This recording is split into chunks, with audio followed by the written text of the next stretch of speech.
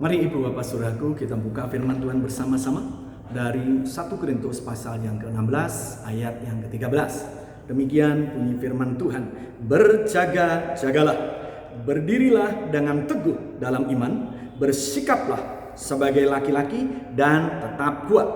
Ibu Bapak Saudaraku, pesan firman Tuhan pada hari ini adalah berdirilah teguh dalam iman. Pertanyaannya adalah bagaimana caranya? Yang pertama, kita menyadari bahwa kedatangan Tuhan Yesus untuk menjemput ibu bapak saya dan saudara akan segera terjadi.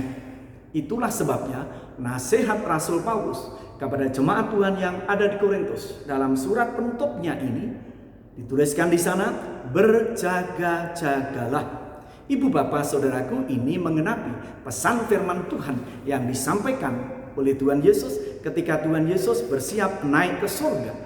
Di sana dikatakan ibu bapak saudaraku dalam Yohanes pasal yang ke-14, Tuhan Yesus memesankan kepada murid-muridnya supaya mereka tahu. Di sana dikatakan, dan apabila aku telah pergi ke situ dan telah menyediakan tempat bagimu, aku akan datang kembali dan membawa kamu ke tempatku, supaya di tempat di mana aku berada, kamu pun berada. Ibu bapak saudaraku, hal ini sejajar dengan apa yang Tuhan Yesus ajarkan ketika mengajar secara khusus kepada murid-muridnya yang dituliskan dalam Markus pasal yang ke-13 ayat yang ke-35. Karena itu berjaga-jagalah, sebab kamu tidak tahu bila manakah tuan rumah itu pulang, menjelang malam atau tengah malam atau larut malam atau pagi-pagi buta. Untuk itu ibu bapak saudaraku yang kekasih di dalam Tuhan, mari tetap berjaga-jaga, karena kita tidak tahu kapan Tuhan Yesus datang untuk menjemput ibu bapak saya dan saudara. Pesannya adalah bahwa kita harus berjaga-jaga. Hal ini juga sejajar dengan apa yang Tuhan Yesus perlihatkan kepada Yohanes ketika Yohanes terbuang di Pulau Patmos. Wahyu pasal yang ketiga ayat yang ketiga. Karena jikalau engkau tidak berjaga-jaga, aku akan datang seperti pencuri, dan engkau tidak tahu pada waktu manakah aku tiba-tiba datang kepadamu. Untuk itu, mari kita berjaga-jaga supaya iman kita tetap teguh, dibangun di atas kesediaan untuk menantikan Tuhan dalam kesiapan untuk menyongsong Tuhan Yesus ketika Tuhan Yesus menjemput ibu bapa saya dan saudara. Lalu dilanjutkan ibu bapak saudaraku, bersikaplah seperti laki-laki. Mengapa tiba-tiba Paulus mengajar kepada jemaat Tuhan supaya bersikap seperti laki-laki? Tentunya ibu bapak saudaraku ada maksud khusus. Dan pesan ini sejajar dengan pesan Daud kepada Salomo anaknya ketika Salomo siap untuk ditinggalkan bapaknya yang bernama Daud menuju kekekalan abadi, di mana Daud akan meninggal dunia supaya kerajaan anaknya kokoh.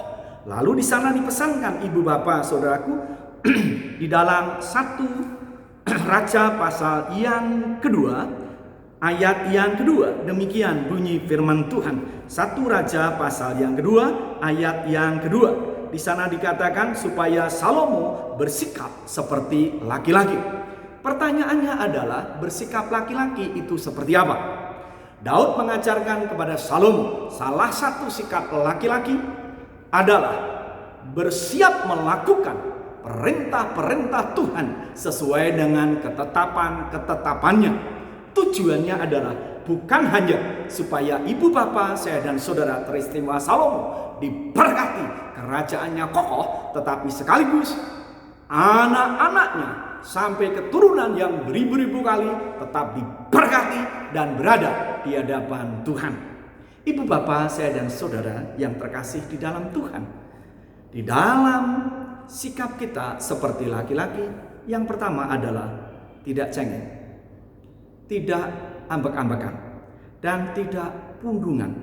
Itu salah satu sikap seorang laki-laki.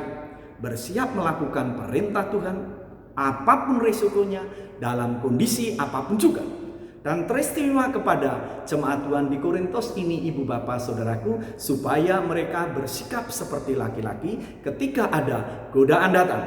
secepatnya pangkas itu godaan. Jangan pernah dikalahkan oleh godaan. Hanya seorang laki-laki yang sanggup memangkas godaan itu.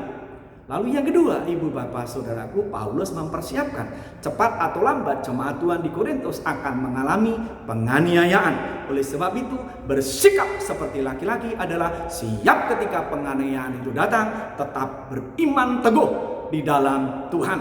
Lalu berikutnya, ibu bapak saudaraku yang kekasih di dalam Tuhan, bersikap seperti seorang laki-laki adalah bersiap menghadapi kesukaran hidup sehari-hari. Peristiwa hari-hari ini, ibu bapak saudaraku, ketika pandemi COVID-19 ini masih tetap berjalan.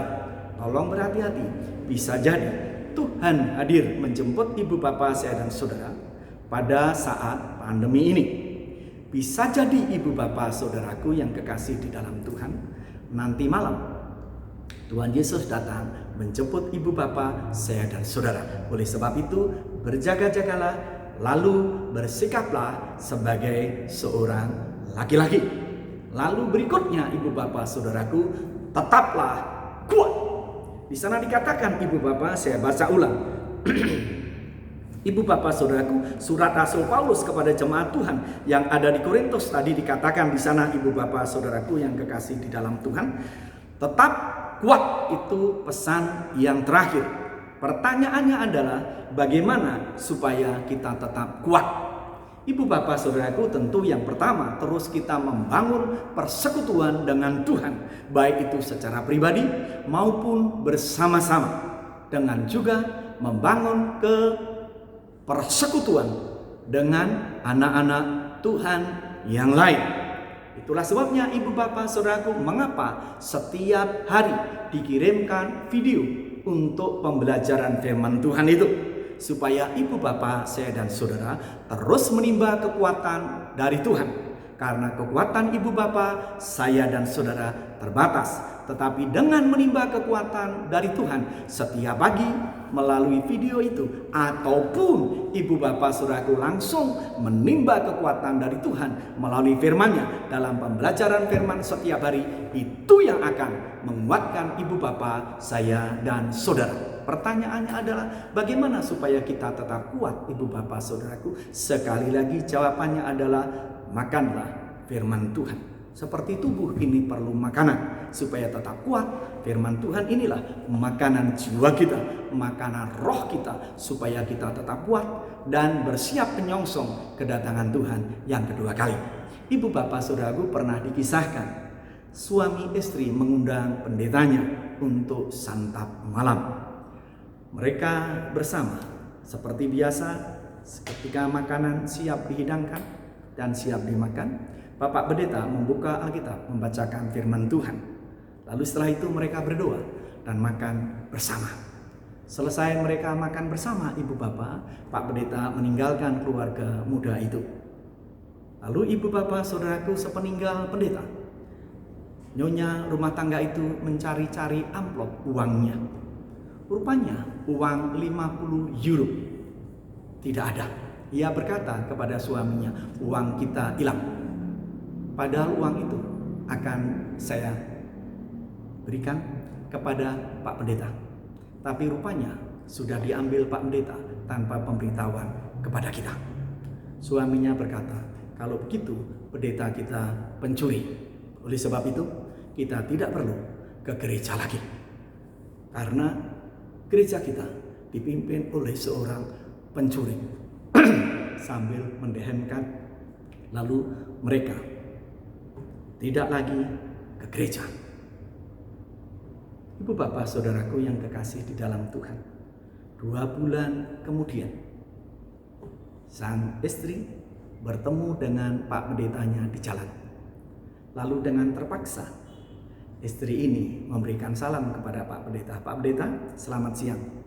Pak Pendeta juga mengangguk dan mengucapkan selamat siang. Lalu ibu ini berkata, Pak Pendeta, sudah 2 bulan saya tidak ke gereja. Lalu Pak Pendeta berkata, benar. Pak Pendeta melanjutkan, mengapa tidak ke gereja? Lalu ibu muda ini mengatakan, karena saya kecewa kepada Pak Pendeta. Oh, Pak Pendeta bertanya, mengapa begitu? Lalu ibu ini menceritakan, ingat 2 bulan yang lalu Pak Pendeta, ketika kami mengundang Pak Pendeta untuk makan di rumah. Oh ya, saya ingat Pak Pendeta mengatakan, saya waktu itu ada amplop yang berisi uang. Dan amplopnya sudah saya buka, uangnya 50 euro. Saya taruh di atasnya. Dan ketika Pak Pendeta selesai makan, tiba-tiba uang itu tidak ada. Dan tidak ada seorang pun juga yang ke rumah saya. Dan kami memastikan Pak Pendeta sudah mencuri uang kami. Pak Pendeta berkata, oh saya ingat. Begini kisahnya. Waktu itu saya melihat amplop di atasnya ada uang.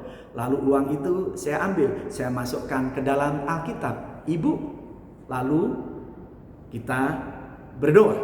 Mengapa saya masukkan ke dalam Alkitab? Karena saya takut uang itu kena saus.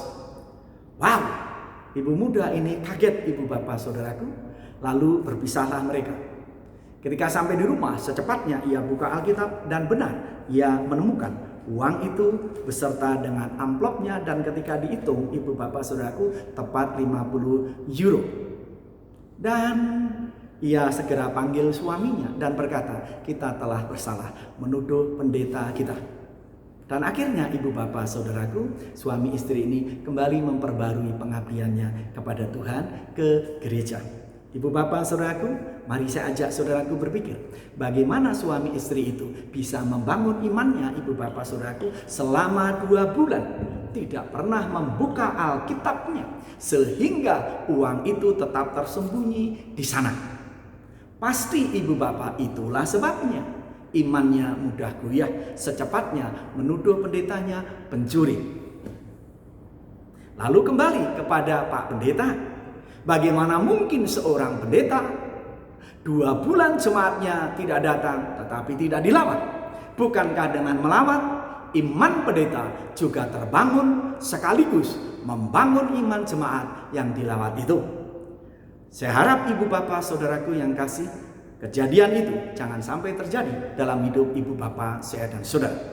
Oleh sebab itu, mari bangun iman ibu bapak saudaraku supaya tetap kuat, supaya kita sanggup berjaga menantikan kedatangan Tuhan Yesus yang kedua kali dengan terus menimba kekuatan dari Tuhan melalui firman-Nya.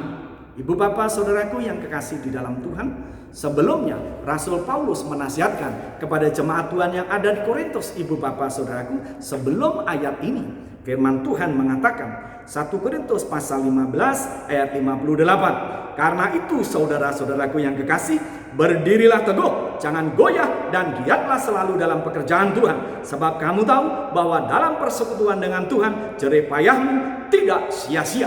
Untuk itu berdirilah teguh, jangan goyah. Mari kita berdoa. Bapa, kami bersyukur karena Tuhan sudah berfirman kepada kami, supaya kami menantikan kedatangan Tuhan yang kedua kali dengan berjaga dan terus membangun iman kami supaya tetap kuat dan teguh serta bersikap sebagai seorang laki-laki dan tetap kuat di dalam menghadapi ujian, pencobaan maupun kesukaran hidup sehari-hari.